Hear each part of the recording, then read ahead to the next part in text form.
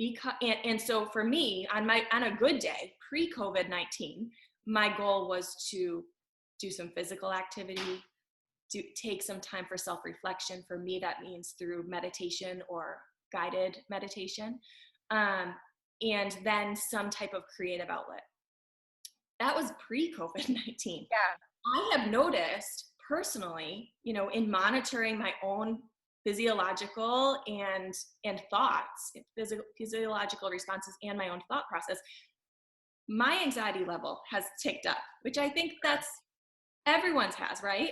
And so in order to help manage that, that's not something that I want to go away, because it's helpful. Like I said, it can help us to wash our hands for 20 seconds and, stay away when we see others out in public.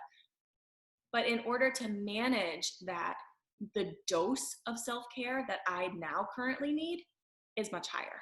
Mm-hmm. So if, your dose is an hour of reflective time each morning, it might even need to be a longer period of time, or 2 doses, right? Like an hour in the morning and then sometime in the evening, because that's what it really is taking. And everyone is different. Everyone will need to monitor their own physiological responses, their heartbeat, that feeling of fight or flight, as well as the thoughts that we're having. Am I getting stuck in my worry thoughts? Am I living in the future?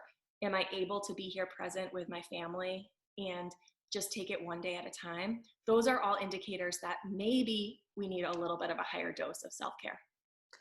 And what's interesting is I'm also a meditator, and I'm a big journaler. That's a huge piece of self-care for me. So, but what I've noticed during all this is usually in order to get my self-care routine, I would wake up very early. And I have seen that I actually need a little bit more sleep. So I've been allowing myself to sleep in, which to me is like, oh, can I do this? But it actually has felt really good. And so that has been something that I noticed. And actually, I'm still trying to do the rest of my routine, even though I'm waking up a little later. But my son came in on my meditation the other morning, and they've seen me meditate all the time, so they're very used to it. That's a great model. He just came in. I sit next to our guest room bed, and he just laid on the bed, and he was totally quiet the whole time while I just finished my meditation. And it really touched me so deeply that he knows that that's part of my routine.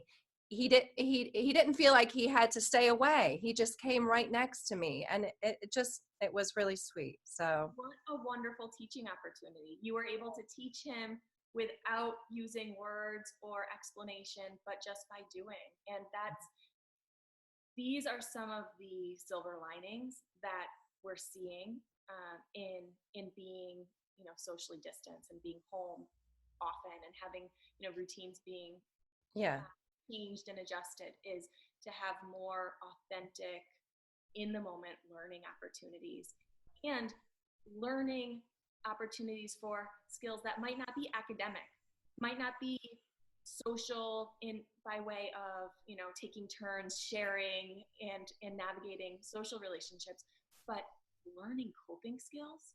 What better skills as parents are we able to teach and give to our kids, is how do we cope with extremely stressful, challenging situations. Right. That's awesome. Yeah. And so I think, and I just want to also say, it's taken years for us to get to that point. Right. So if people are starting to meditate like now, and their children are all like on top of them, give yourself some time to get there. It doesn't happen right away. So getting to, I know one of your top 8. Oh, my top 8 was, I'm thinking it might have been the routine part. And so I wondered if you could talk a little bit about that. Yes. So if anyone has been experiencing any kind of stress around the uncertainty of all of this, It's the adults, right? How long is this going to last? How long do I have to do this for? Will my family be okay? Will my kids be okay? There's so much uncertainty. My kids aren't going to school. How am I going to manage all the homeschool and the virtual school? That uncertainty is not only felt by adults and grown-ups, but it's felt by kids too. And one of the best ways to reduce that sense of uncertainty and to give kids and grown-ups a sense of control is to create a routine. And so each family might have their own routine. And for some families, the routine might be much more time oriented and, planned minute by minute. I could imagine a single parent with 5 children might need a routine that is much more structured, visual, and I've seen some really beautiful things out there on Pinterest and Facebook for, daily schedules, which are lovely, but that's one of those things that you don't need to put pressure on yourself to make something that's, visually appealing and Pinterest worthy. I just got to stop you right there. From an artist's point of view, we like to make it visually appealing. I was one who immediately went on the chalkboard and started coloring in different things. Of course, we really haven't used it since that day. Fair enough. And if you like to do that and it's cathartic, then absolutely do it. But, for those families that are really struggling to juggle it all, this routine can be jotted down on a Post-it. It can be typed into your phone and then later on put on a whiteboard or something like that. It doesn't have to be elaborate or, beautiful even. And so for some, the routine will be tightly scheduled and time oriented. For others, it will just be a sequence of events that are to be expected each day. So regular wake up time, bedtime, and meal times. Those are wonderful anchors in your day. So yes, if you're having if you're sleeping later in the morning, your kids are sleeping later, that's a good thing because we all probably have increased sleep needs based on the level of stress and anxiety that we're coping with. So that's not bad. You don't need, if your kids usually get up at 6:30 for school, you don't need to keep them getting up at 6:30. Certainly feel free to adjust that sleep schedule. Sure. But then once it's decided on the wake up time, try to keep it consistent each day. Breakfast consistent each day. And so once you have those landmarks in your day, wake up, bedtime, mealtime, then you really can think about chunking the day in the routine into smaller periods of time. And it becomes less overwhelming too, for how are we going to make it through this whole day? Instead of thinking, oh gosh, I need to make it until 7 o'clock tonight at bedtime. Right. Okay, let's just make it to snack time at 10:30. Yeah. Right? Yes. Baby steps. Baby step the day. Exactly. The other reason why routines are so important is because they're really protective against, slipping into an anxiety or clinical depression. And we're going out for a walk at 9 a.m. If we have that routine, it removes the need to make decisions, and these things happen automatically. So it takes a kind of that decision fatigue and a cognitive load of what am I going to do today off the table, and instead you can really be in the moment. Okay, we're having breakfast and here's what we're having, and then we're going out for our walk, and on our walk we're going to find 5 things in nature, and maybe those change every day, right?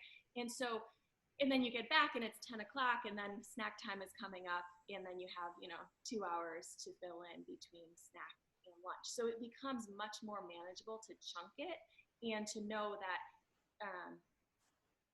there are many fewer decisions that need to be made for the day. Of an experimenter, and it takes me a little time to figure out what's going to work best for my family and for myself. And so we've tried a couple different ways of being, but Absolutely. And I think you bring up a good point. The routine that you create on week 1 might look different from the routine that you're using in week 2 or 3. And that's okay. And I would expect that. That's happening in my house too. The strategies that we're using are changing. But it's really important to be clear and intentional about it. And not only with yourself, but with your kids. So, when I mentioned, hey, you might type your routine into your phone, for really itty bitties, 1.5-year-olds, even going on 2, that might be fine for you to have the routine, own it, and just, it's something you do with them. But for kids that are older, 2.5, 3, all the way up through school age, it's so important that they know the routine. And so having it posted visually somewhere in the house that's, a high traffic area is really helpful. And that way they know what's coming next too. And, they're used to, if they had been going to school, they were used to following a routine that was, pretty similar from one day to the next. Well, So it's really helpful to keep that's how they measure time. And it's important to keep them feeling like they have that sense of their day. Well, and I think it would even decrease the number of questions too of why aren't we going to Wonder Studio today? Why aren't we going to the park today?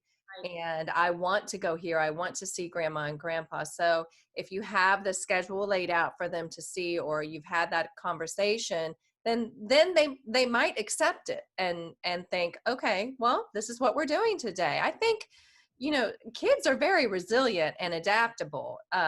If we are controlling that narrative and helping to ground their day, I think that they'll go along with it. Absolutely. And those conversations about why aren't we seeing grandma or grandpa, or why aren't we going to Wonder Studio, those are important to have. I don't think that we should be avoiding those. Sure. But when we're in the moment of, hey, we're going out for a walk, or hey, we're doing this, those points are not necessarily the times for teaching and talking about what's going on. I mean, it might be, but you don't want to have to be butt up against, well, why aren't we going to Wonder Studio every day at 9 a.m.? Yeah. It's an important conversation to have, but on a day to day, you want to make sure that you have kids that are doing things that make them and you happy. And by seeing a schedule, oh, we're going out for our scavenger walk today. Okay, great. That can be a wonderful replacement. And nothing replaces Wonder Studio. That's but, right. but when we're looking for other fun things to do with Sure. kids, having an idea on hand on the schedule is something that can be a wonderful activity to pivot to, rather than say, oh yeah, we usually go to Wonder Studio on Tuesday mornings, but it's closed now, so we can't do that. Oh, do you want to go out for a walk? That's a much different conversation. Oh, I love that example. I think that that's really, again, what would be some ending words that you'd like to tell our wanderers? I think that you are all superheroes. You're working really hard to make a really challenging situation that, frankly, 2 weeks ago, I couldn't even imagine. Right. And so, we've had a lightning bolt of a 2 weeks. We have changed our behavior more drastically than collectively than we could have ever imagined. And so to treat yourself with kindness first, accept your thoughts and emotions as part of this grieving process, part of this adjustment process, and also allow for imperfection, because no one is ever perfect. But particularly now, we are all trying our best to learn and adapt and adjust to this new situation.